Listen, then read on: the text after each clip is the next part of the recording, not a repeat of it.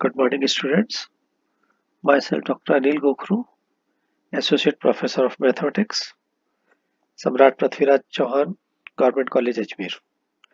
MSc sem 2 में हम Laplace transform पढ़ रहे थे, जिसमें हमने प्रीवियस में पीस वाइज सेक्शनली कंटिन्यूस और फंक्शन ऑफ एक्सपोनेंशियल ऑर्डर, और जब ये दोनों चीज होती है तो हमने क्लास ए फंक्शन को पढ़ा था। क्लास ए फंक्शन वो होता है जो सेक्शनली कंटिन्यूस हो किसी फाइनाइट इंटरवल में, और एक्सपोनेंशियल ऑर्डर हो जब as t tending to zero या एक्स टेंडिंग टू जीरो। जब हम फंक्शन एफ एक्स ले रहे हैं तो x tending to zero, sorry x tending to infinity, या जब हम फंक्शन एफ टी ले रहे हैं तो t as t tending to zero पे हमने फंक्शन ऑफ क्लास ए पढ़ा था। आज के इस वीडियो लेक्चर में हम हमारा नया टॉपिक जो पढ़ेंगे वो है existence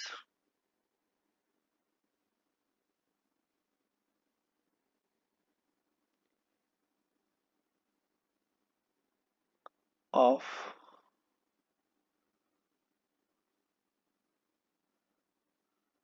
Laplace transform. Existence of Laplace transform ये क्या चीज है? इसमें इसका सीधा स्टेटमेंट है, इफ स्टेटमेंट इसका, इफ एफ ऑफ टी या एफ ऑफ एक्स, हम दोनों ही लेके चल रहे हैं, इज सेक्शनली और piecewise continuous for equal to zero and is of exponential order, exponential order a as t tending to infinity। हमारी डेफिनेशन में हमने a की जगह शायद पहले अल्फा लिया था, कोई फर्क नहीं पड़ेगा, वो हम देख लेते हैं हमारी डेफिनेशन हम क्या लेके चल रहे हैं। then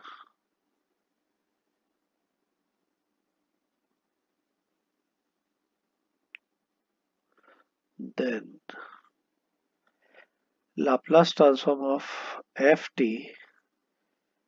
is equals to fp,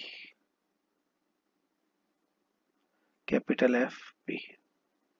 ठीक है, ये एग्जिस्ट करेगा for P greater than A. ठीक है, एक तो ये स्टेटमेंट है, और एक इसको अगर और शॉर्ट में लिखते हैं, इसका अगर मैं दूसरा स्टेटमेंट और लिखता हूं, और तो वो लिखूंगा मैं, if F of T is a class function है, इज ए फंक्शन ऑफ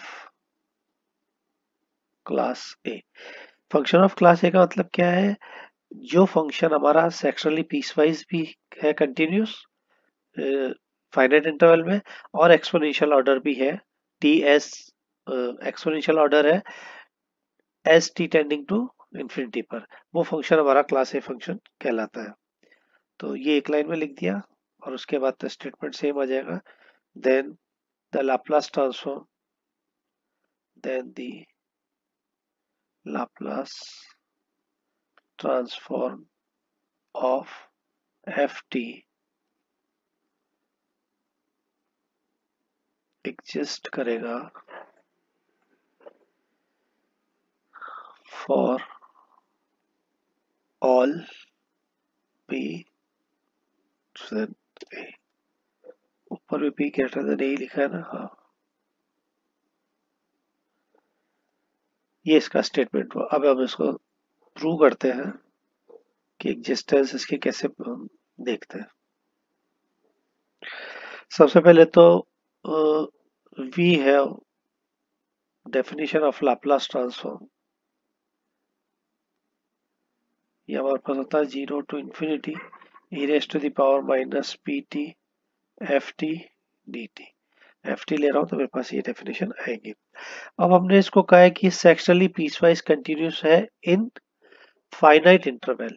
तो सपोज कीजिए मैंने इंटरवल आपको ले लिया है, जो फाइनाइट इंटरवल है मेरा यहाँ पर, मेरा फाइनाइट इंटरवल जो मैंने लिया है यहाँ पर, वो लिया है मैंने 0 से T0, 0 से T0 मैंने यहाँ पर फाइनाइट इंटरवल लिया है। तो इससे जो मेरा ये इंटरवल है, ये वाला जो इंटीग्रल है, ये दो में टूट जाएगा क्योंकि पीस वाइज कंटिन्यूस है। तो पहला 0 से जाएगा T0 में e raise to the power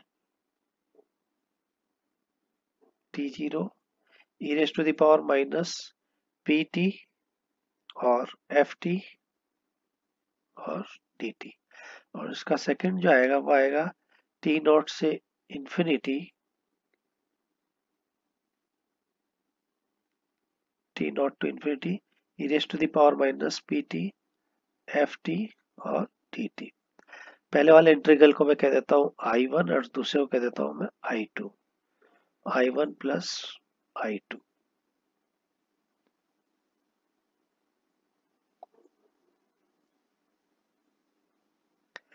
ये मेरे पास दो इंटीग्रल हो गए। अब हम पहले इंटीग्रल की बात करते हैं, I1 की बात करते हैं। The integral I1 just f of t जो है वो sectionally continuous in finite interval होगा, तब ये एग्जिस्ट करेगा। ये ध्यान रखना, ये इंटीग्रल एग्जिस्ट करेगा since F T is sectionally continuous in every finite interval, every finite interval। कौन सा इंटरवल? इसी के बीच में तो आ रहा है ये पहला इंटरवल, है ना। ये इसमें होगा तो ये हमारा एग्जिस्ट कर जाएगा। बट सेकंड की बात करते हैं, सेकंड है I2। तो I2 के लिए क्या करेंगे? Now I2 this is equal to, हम एक्सपोनेंशियल ऑर्डर की अगर बात करते हैं तो हम इस I2 को इस टाइप से लिख देते हैं, मॉड, याद करो जरा, T0 to infinity mod of e raise to the power minus PT FT और DT। ये लिख सकते हैं, I2 को मैंने इस टाइप से लिखा। अब ये जो मैंने इनइक्वालिटीज ली है, ये हमारे पास एक्सपोनेंशियल ऑर्डर की डेफिनेशन के लिए e raise to the power minus PT, और यहाँ पर हमने एक लिखा था m e raise to the power AT और DT। ये जो मैं चीज लिख रहा हूँ, ये इसके लिए लिख रहा हूँ जो कि मेरी एक्सपोनेंशियल ऑफ ऑर्डर A, ये A लिया मैंने अल्फा की जगह, ST tending to infinity, ST tending to infinity. ठीक है, तो यहां पर मैं चाहूं तो यहाँ इसको रिमार्क में भी लिख सकता हूं, सिंस FT इज ऑफ, जैसे ऊपर हमने लिखा था ना फाइनाइट इंटरवल, क्योंकि वहां मुझे सेक्शनली बताना था। अब यहाँ पर मैं बता रहा हूँ इसको एक्सपोनेंशियल ऑर्डर का। तो since FT is of exponential order, या पूरा मेंशन कर दो तो ये ठीक रहेगा, order A as T tending to infinity. इससे आपको ये चीज और क्लियर हो जाएगी। ये A यहाँ पर आ गया, T टेंडिंग टू 0। तो ये जो f ऑफ t जो था आपका, जिस FT की मैं बात कर रहा हूँ, उसके बारे में मैंने यहाँ पर इसको ये लिखा है। ठीक, तो मेरे ख्याल से क्लियर हो गई होगी चीज। This is equal to T tending to 0 to infinity, क्योंकि अब मैंने इसको m को यार इन्वॉल्व कर दिया, तो यह इनइक्वालिटीज यहाँ पर इक्वल टू क्या आ जाएगी वापस से, e raise to the power minus p minus a और t बाहर आ जाएगा, m dt। अब यहां से इसको अगर मैं इंटीग्रल सीधा सीधा करता हूं तो ये इंटीग्रल हो जाएगा with minus sign e raise to the power minus P minus A t m, और ये आ जाएगा p minus A.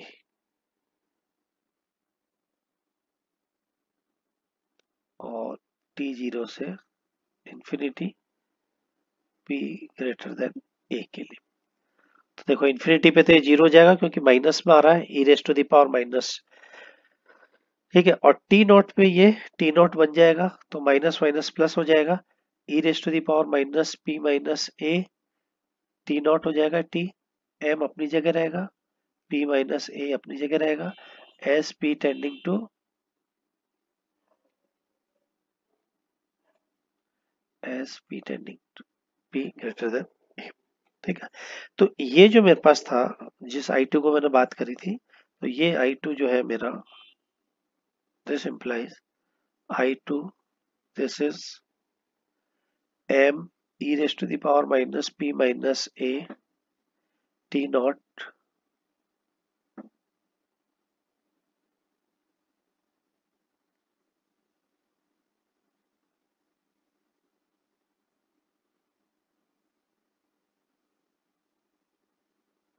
Upon p minus a, ठीक है। अब यहाँ इसकी बात करनी कि ये एग्जिस्ट कर रहा है कि नहीं कर रहा है। अब ये कब करेगा, जबकि मेरे पास ये टी जीरो जो है वो जितना बड़ा मैं ले सकता हूँ, इसकी पी टी जीरो की वैल्यू को मैं जितना लार्ज कर सकता हूँ उतना ये रिड्यूस होता चला जाएगा। तो इसके बारे में हम लिख सकते हैं, but m e raised to the power minus p minus a t naught upon p minus a can be small, कब होगा ये, as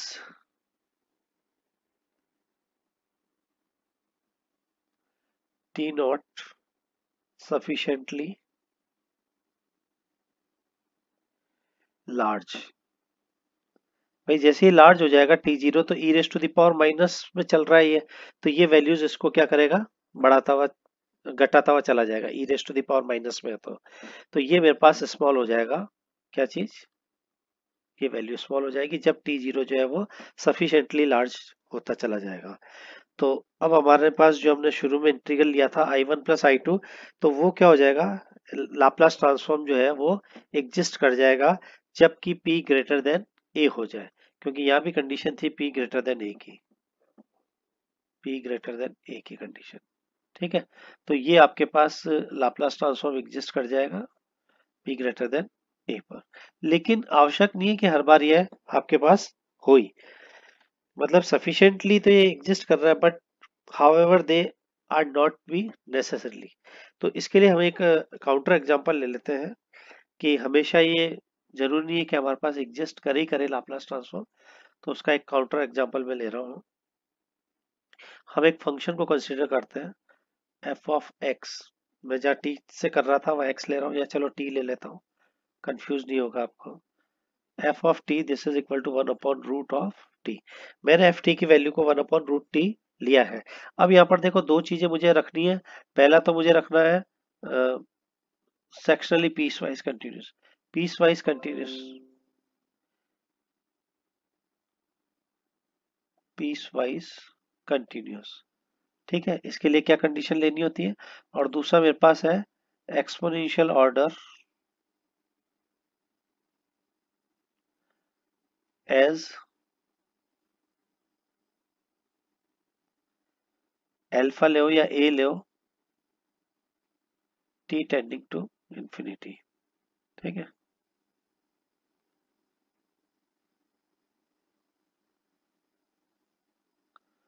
एफ टी ले लो, चलो हम टी ले रहे हैं तो s t tending to zero.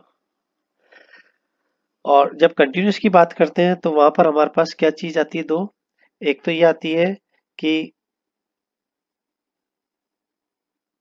नहीं एक्सपोनेंशियल ऑर्डर में आएगी, ये तो कंटिन्यूस में आएगी। एक्सपोनेंशियल ऑर्डर में जो चीज आती है वो आती है एफ ऑफ एक्स जो है वो मॉड में, अभी जो मैं जस्ट ऊपर करके आया हूँ, e raise to the power alpha x, क्योंकि ये मैं अल्फा के लिए ले रहा हूँ तो अल्फा, और ये सारा टी के लिए है तो टी कर दो यहाँ पर, टी और इसको भी टी कर दो।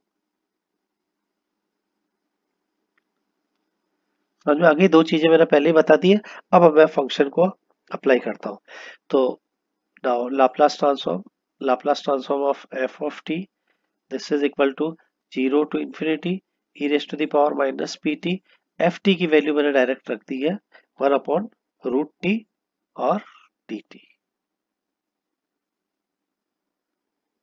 यही है। अब यहां से इसको हम सॉल्व करते हैं। This is equal to,